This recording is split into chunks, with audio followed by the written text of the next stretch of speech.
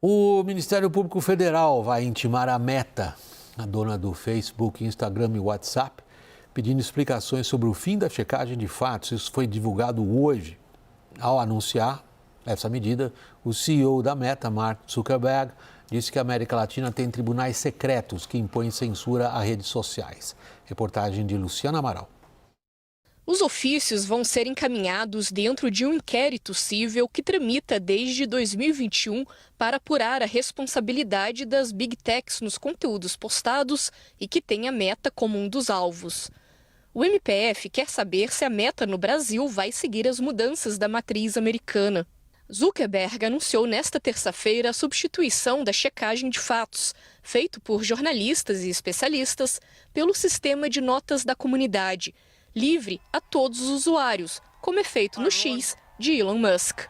But the fact-checkers have just been too politically biased and have destroyed more trust than they've created. O CEO ainda afirmou que a Europa institucionalizou a censura por meio de novas leis, que a China proibiu os aplicativos da Meta de funcionarem no país e fez acusações contra o judiciário na América Latina. Latin American countries have secret courts that can order companies to quietly take things down. Zuckerberg não citou o Brasil. Mesmo assim, o governo reagiu. Nas redes sociais, a Secretaria de Comunicação disse que o anúncio antecipa uma aliança da Meta com o governo Donald Trump contra nações que buscam proteger a importância de medidas de controle do ambiente online. No Brasil, está em curso no STF o julgamento que analisa a constitucionalidade do artigo 19 da Lei do Marco Civil, que isenta as plataformas de responsabilidade por conteúdo de terceiros. A tendência é de que a Corte revise essa regra. Nos bastidores, o Supremo minimiza as alterações anunciadas pela empresa, que a princípio seriam apenas nos Estados Unidos. Para a CNN, um dos ministros disse que não descarta um embate nos moldes do que aconteceu com o X recentemente, e isso caso as alterações sejam aplicadas por aqui. A queda de braço do STF com Elon Musk no ano passado levou à suspensão do X no Brasil por um mês e ao bloqueio de contas da Starlink, também de Elon Musk, para os pagamentos de multas impostas à rede social. We're going to work with President Trump to push back on governments around the world that are going after American companies and pushing to censor more. The US has the strongest constitutional protections for free expression in the world. Trump afirmou a jornalistas que a Meta provavelmente mudou sua política em decorrência de ameaças feitas por ele no passado. O republicano e aliados criticaram a Meta e acusaram a rede social de censurar vozes de direita. Em livro publicado neste ano, Trump fala em prender Zuckerberg se ele fizesse algo ilegal novamente. Well, I watched their news conference, and I thought it was a very good news conference. I think they've come a long way. Meta, Facebook. Carlos Afonso, essa lição da Meta cai como uma bomba no meio da discussão, talvez uma das mais importantes que a gente tem visto no Brasil nos últimos meses, que é a da regulação das redes sociais. Nós temos uma série de medidas que tramitaram mal ou bem na Câmara, mas o STF é à frente disso. Num debate que está... Num debate não, num julgamento, perdoe, um erro meu. Temos um julgamento justamente das redes sociais. Qual vai ser o impacto?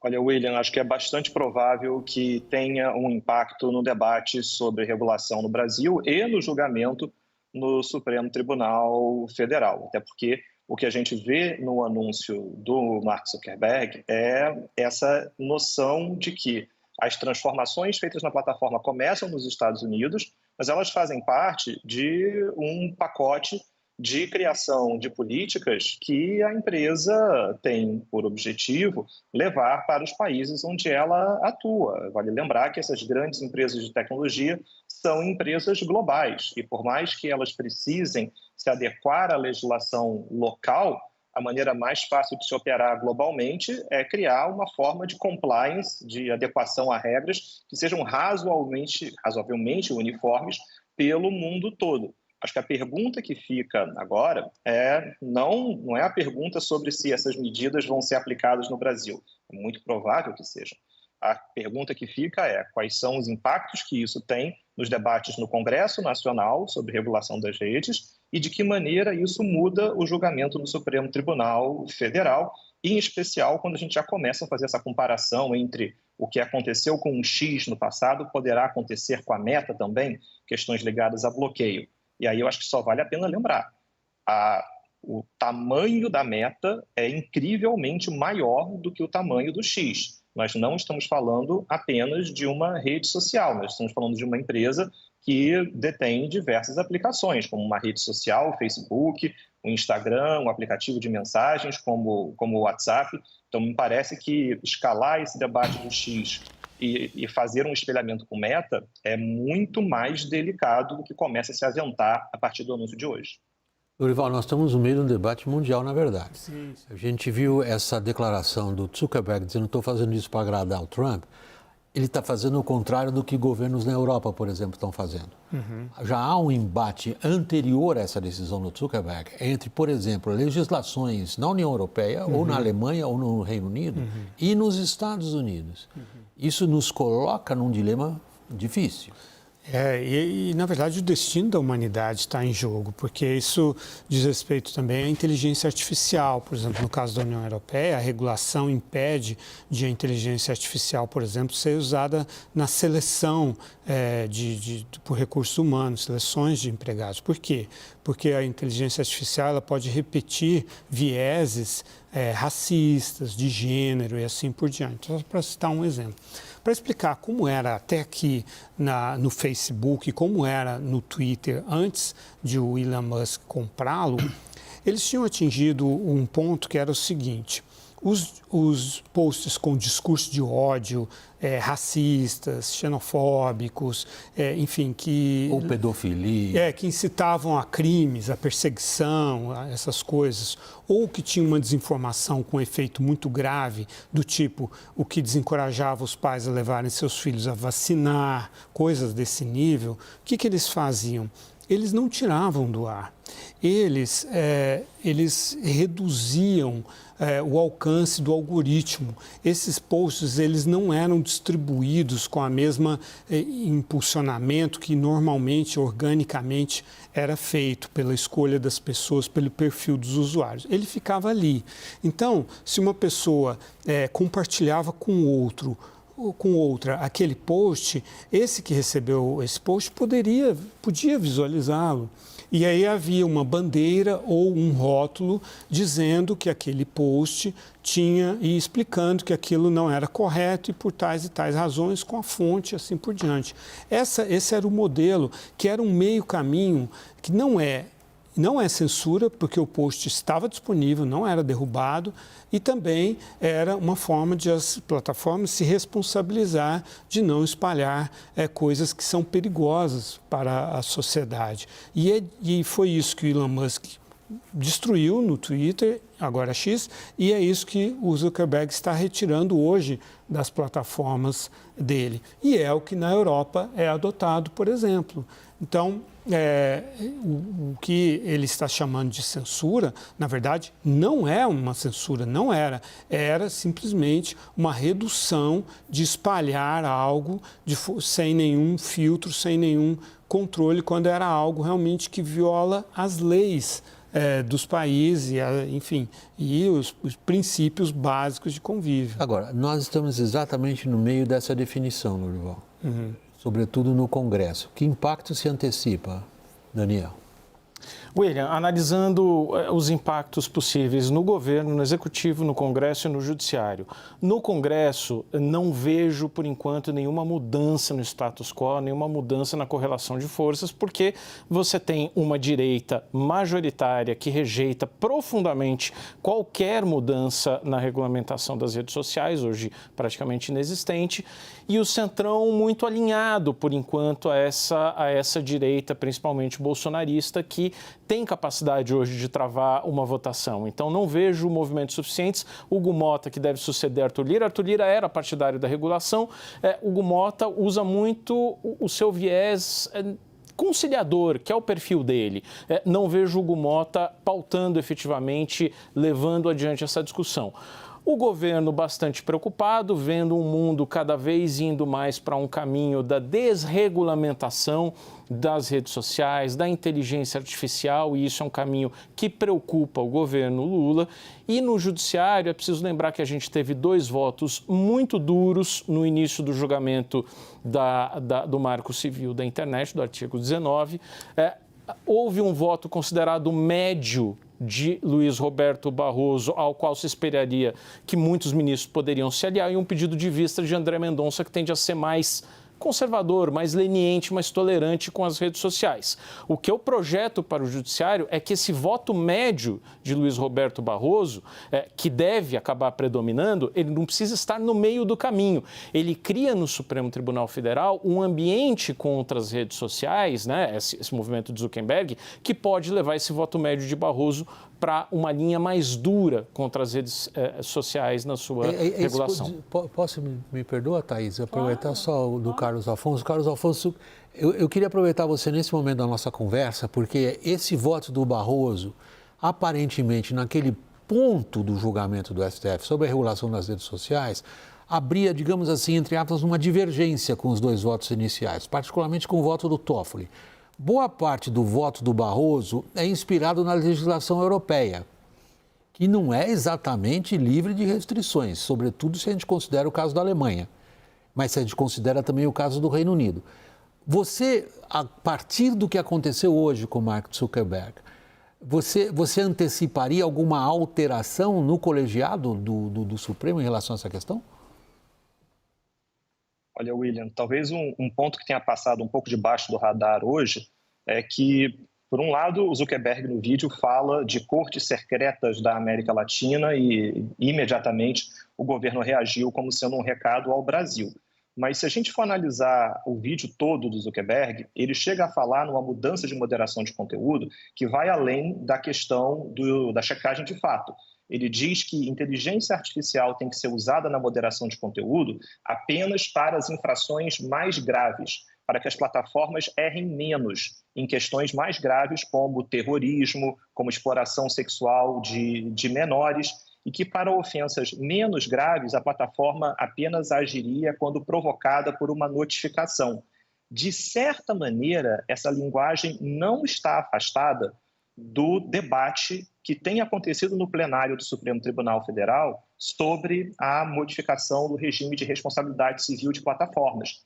Os ministros, tanto nos votos mais duros, como aqui o voto do ministro Toffoli, como nesse voto considerado ali intermediário do ministro Barroso, fazem essa divisão entre conteúdos que são mais graves e que, para isso, plataformas deveriam atuar de maneira mais enérgica, e conteúdos em que se existe uma dúvida sobre a sua ilicitude, sobre o seu grau de dano, e que, para isso, o regime de responsabilidade variaria. Então, acho que é importante a gente analisar esses 2 canais de entendimento. Por um lado, parece que Zuckerberg, quando fala de tribunais secretos, faz aqui uma oposição clara ao Supremo Tribunal Federal. Mas uma parte da solução que o próprio Zuckerberg oferece no seu vídeo não está tão distante assim do que o Supremo Tribunal Federal tem discutido em seu plenário. Desculpa, Thaís, você ia falar, eu interrompi você. Não, William, o cenário que vocês descrevem aqui é um cenário de terra sem lei, né? Porque nós estamos falando de uma empresa privada, com sede num país que vai entrar numa fase de desregulamentação, né? Especialmente das empresas de tecnologia, das empresas do ambiente digital, que é o caso das redes sociais.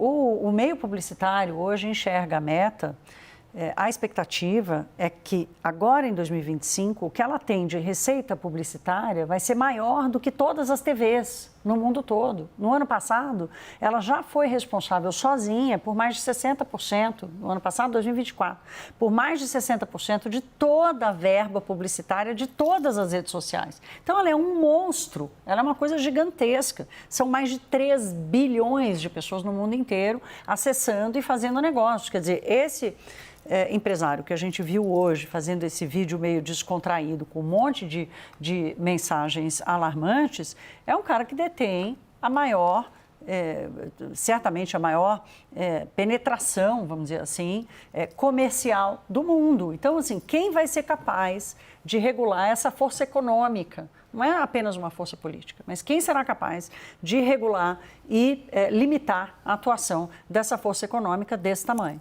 Mas vamos Favor, colocar, desculpa. quem será capaz? Acho que a gente tem que situar esse caso da Meta com o caso do X com o Alexandre de Moraes. O professor colocou que é diferente, o X é menor do que a Meta, mas ok. No X com o Supremo, com o Alexandre de Moraes, conforme o X escalou, o Alexandre e o Supremo escalaram conjuntamente e ganharam o jogo, né? Conseguiram impor a legislação brasileira, a Constituição brasileira, para o que o X não se sujeitou. Demorou um mês, passou, se sujeitou. Agora, do que também eu consegui levantar ali, inclusive essa informação do Ministério Público Federal, é saber como que a Meta vai se portar aqui. Porque exatamente o que eles estão dizendo, tanto os procuradores, tanto dentro do Supremo Tribunal Federal. Tem uma dúvida se a regra da Meta vale para o mundo todo. Vamos supor que valha. Vamos supor que vale aqui para o Brasil. E vamos supor que, então, a partir da semana que vem, ou a partir de amanhã, a Meta não tenha controle de conteúdo. Isso será entendido pelo Supremo Tribunal Federal, pela Justiça Brasileira, pelo Ministério Público Federal, como uma escalada. Porque se até agora, sim, a Meta cumpre os acordos, né? Tudo que eu ouvi, tem um inquérito civil que transita aqui em São Paulo, o Ministério Público Federal de São Paulo, eles cumprem, eles são colaborativos. Se a Meta resolve simplesmente parar de cumprir os acordos que vinham sendo, os acenos que vinham sendo feitos ao Ministério Público Federal, imagino, e essa é uma aposta também, que o Supremo também vai escalar. Então, se hoje você tem 2 votos duros no Supremo Tribunal Federal, é o do Toffoli e o do Fux, né, que praticamente responsabiliza as plataformas por tudo, né? Por tudo, por absolutamente tudo de postagem de terceiros. E você tem um voto caminho do meio, que é o Barroso. Você já considera, talvez, o Cássio e o André Mendonça como os votos, entendendo a constitucionalidade do artigo 19, você teria o Supremo Tribunal Federal reagindo nesse julgamento, que ainda não terminou, que tem 3 votos até agora de 11, tendo como uma arma para reagir à Meta, escalando o jogo aqui no Brasil. Essa é a leitura, pelo menos, que eu ouvi bastante hoje. Esse julgamento que será a resposta. Não será pelo Congresso, muito menos pelo Executivo, que não tem força nenhuma. Mas o caso do X com o Alexandre, o X saiu do ar. O X saiu do ar, por decisão do Supremo. Okay, mas há mais um elemento aí, e é isso que eu queria chamar a tua atenção, Norival, no que a gente ouviu do Zuckerberg dizendo. Ele repete quase literalmente uma frase do Trump, quando ele diz: nós vamos defender empresas americanas que são atacadas em outros países. Ele está assumindo que a Meta, eventualmente obrigada a respeitar o que seja a legislação brasileira, isso significa transformá-la numa empresa americana sob ataque. Exato. Ele se reuniu na véspera do Dia de Ação de Graças, ou seja, na noite de 27 de novembro, 3 semanas depois da eleição do Trump, ele jantou com o Trump em Mar-a-Lago. E claramente, por esse vídeo de hoje, eles fizeram um acordo, né? Lembrando que o Trump tinha sido expulso dessas redes, tanto... E falou o diabo do Zuckerberg. E ele era um rival, um concorrente e um rival em muitos aspectos intelectuais e pessoais do Elon Musk, que agora é um homem muito poderoso. O Elon Musk não tem uma caneta, ele não vai ter uma caneta, ele não vai ser secretário de nada, mas ele vai estar junto com o Vivek Ramaswamy, que foi um importante empresário de Big Tech, dessa área. Juntos eles vão estar ali no topo do DOGE, que vai ser esse departamento de eficiência do governo, que não tem nenhum poder, mas tem o ouvido do Trump. Eles vão ser conselheiros do Trump nessas questões. Então, o Zuckerberg percebeu que o negócio dele estava ameaçado e fez um acordo com eles, né? Se reaproximou, o Trump já o elogiou hoje e tal. Elon Musk também. Exato. Então, isso, em meados de 24, o Elon Musk estava desafiando o Zuckerberg para um duelo. Eles iam brigar nesse que se chama de cage fight. 2 entram e 1 sai. Nesse nível, porque o Zuckerberg agora também luta jiu-jitsu. E o Elon Musk é um cara também bastante... tem esse perfil prepotente, virilidade, essa visão e tal. Então, Hoje, eles estão criando uma aliança e o discurso do Zuckerberg é claríssimo nesse sentido.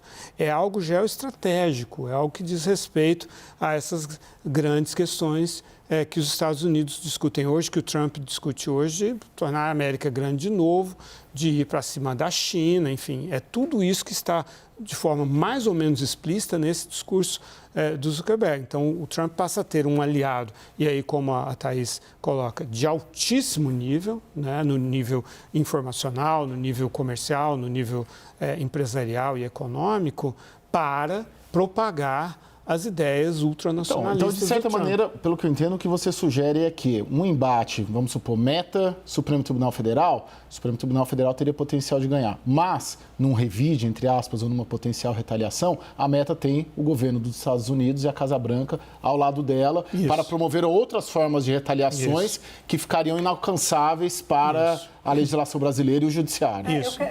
Essa questão se torna geopolítica e geoestratégica. Que é o seguinte, né? A grande diferença do X para as plataformas da Meta é que a Meta tem plataformas comerciais fortíssimas. A quantidade de negócios que são feitos no Brasil através das plataformas da Meta não se compara ao Twitter. Então, assim, o risco de judicialização e do próprio STF, do discurso, de enfrentar as perdas assim, milionárias que uma suspensão das plataformas da Meta aqui no Brasil podem causar, não estou nem falando de repercussão internacional, estou falando aqui no Brasil. São mais de 100 milhões de usuários e milhares de negócios sendo feitos diariamente. É um segundo round da briga Elon Musk-STF.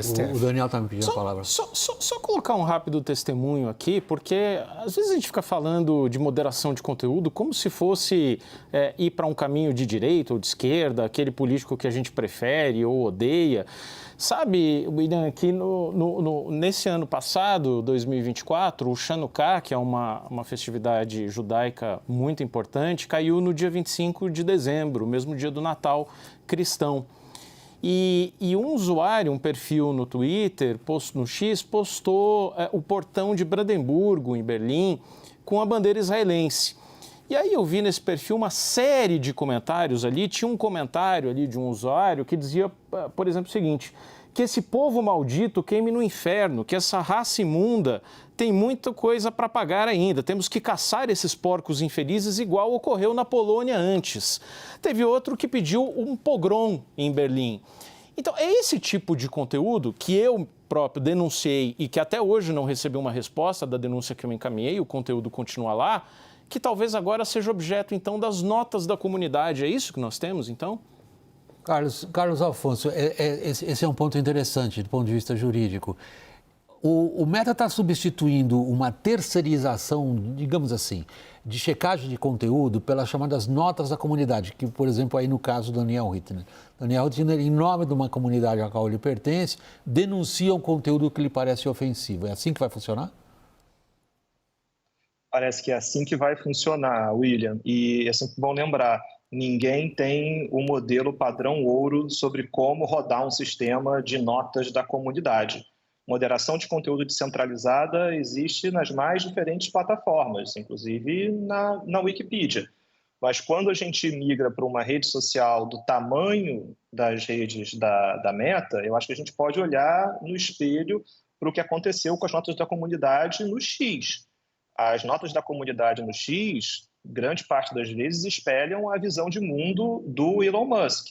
E os esclarecimentos que ali são postados carecem de qualquer apuro técnico. Então, existe muito a melhorar em termos de notas da comunidade. A Meta tem aqui uma oportunidade, inclusive, de melhorar esse modelo. Mas acho que a pergunta que fica, primeiro, como é que isso vai ser implementado? O próprio Mark Zuckerberg diz que não esperem que isso aconteça da noite para o dia, isso vai ser um processo gradativo, mas existe uma pergunta jurídica, que é a moderação de conteúdo feita a partir de notas da comunidade terceiriza a moderação. Mas será que terceiriza também a responsabilidade por uma nota da comunidade que seja enganosa, que gere mais danos? E a gente está falando de um modelo de moderação de conteúdo que vai ser implementado no caminho para 2026, que é ano eleitoral. Então, acho que uma coisa a gente tem certeza para esse ano. Nós vamos falar muito sobre esse mecanismo de moderação de conteúdo descentralizado, feito pelos usuários, e quanto mais próximo nós estivermos das eleições de 2026, mais esse assunto vai ficar crítico, porque vão ser os próprios usuários que vão procurar explicar os conteúdos que são postados nas plataformas. Você pode imaginar a guerra de visões e de explicações que as notas da comunidade vão se transformar. Só que a Wikipedia é um ótimo exemplo, porque aquilo é uma bagunça, é a coisa mais enviesada, é quase criminoso aquilo lá, e tem viés ideológicos para todos os gostos, realmente, e você não consegue corrigir a Wikipedia. Mas aí uma perda de tempo. Tem a questão da responsabilização, que eu queria até perguntar, porque vai ser de quem a responsabilização? Esse é um tema, por exemplo, que o... Esse é o ponto que está sendo decidido no STF. Exato, então, no STF, mas no caso da Meta, como é que vai se dar essa briga, né? Porque, assim, se virar moda de que os usuários vão passar a ser os julgadores do que é informação falsa, do que pode, do que não pode... Então, de novo, né, você que fica brincando comigo sobre a questão da institucionalidade... William, eu não brinco, eu levo super a sério isso. Não, eu sei, mas eu estou dizendo, é um enfraquecimento institucional, assim, que a gente não tem noção ainda do tamanho disso. Mas claro, tudo isso que a gente está levantando são essas questões.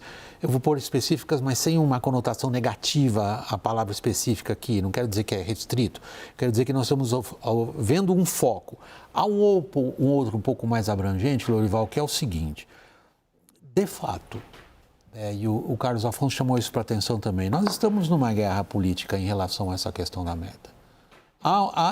Se a gente pegar a Microsoft, como que a Microsoft participou, por exemplo, da guerra da Ucrânia? Como que a Microsoft ajudou no esforço de guerra ucraniano, sobretudo na guerra cibernética, e se guarda contra a Rússia nesse sentido? É uma participação de uma grande rede num conflito geopolítico de grande escala. A Meta está metida nisso, quando ela diz que os Estados Unidos é que protegem a liberdade de expressão.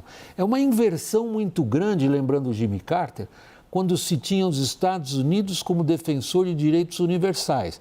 Só que agora é uma outra vertente política que tem como bandeira a defesa da liberdade de expressão e, na verdade, tem como foco de atuação derrubar ou acuar outras correntes políticas que não pertençam, por exemplo, à do Trump. E quantos séculos a gente regride em termos de história da humanidade quando a gente confunde liberdade com ausência de regulação, que é ausência de lei, que é anomia? Quer dizer, isso é até inacreditável que a gente esteja tendo esse debate, porque o papel da regulação, o papel da lei é exatamente evitar a lei do mais forte, a barbárie. Eu nem gosto desse termo porque eu acho injusto para com os bárbaros, porque a antropologia e a arqueologia está demonstrando que esses povos chamados de bárbaros tinham mecanismos muito interessantes. Mas, tirando disso, quer dizer... E é com essa visão que o governo Trump chega e que o Elon Musk chega, né? Eu vou colocar uma regulação e derrubar 10. Ok, há excesso de regulação, há regulações horríveis. O Elon Musk tem uma frase ótima que é: eu só respeito a lei da física. É interessante, é inteligente, funciona em alguns casos. Mas você abandonar tudo isso que são conquistas do iluminismo, né? Enfim, do liberalismo, da democracia, isso nem sequer é liberal no sentido brasileiro da palavra. Isso é apenas ingênuo e leva facilmente para a tirania. Os historiadores estão dizendo que essa é, no momento, historiadores como, por exemplo, o Niall Ferguson, que é um escocês que se considera, que agora assumiu a nacionalidade americana, autor de algumas obras muito importantes do ponto de vista da leitura da história moderna e de biografias importantes também, como a do Kissinger. E ele adotou a linguagem do mundo digital. Ele se diz um homem conservador de 60 anos de idade, mas hoje ele diz o seguinte: esta é a vibe. O que nós estamos vendo de desregulação e desse avanço de, por exemplo, grandes empresários como Elon Musk e o que ele pensa, e Zuckerberg, que parece que não pensa muito, mas se adapta aos outros de quem ele tem medo, eles juntos, eles configuram a vibe do nosso tempo.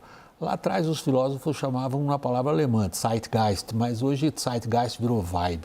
Vibe eu acho que é mais bonito que Zeitgeist. Mais fácil. Não é mesmo. Eu acho.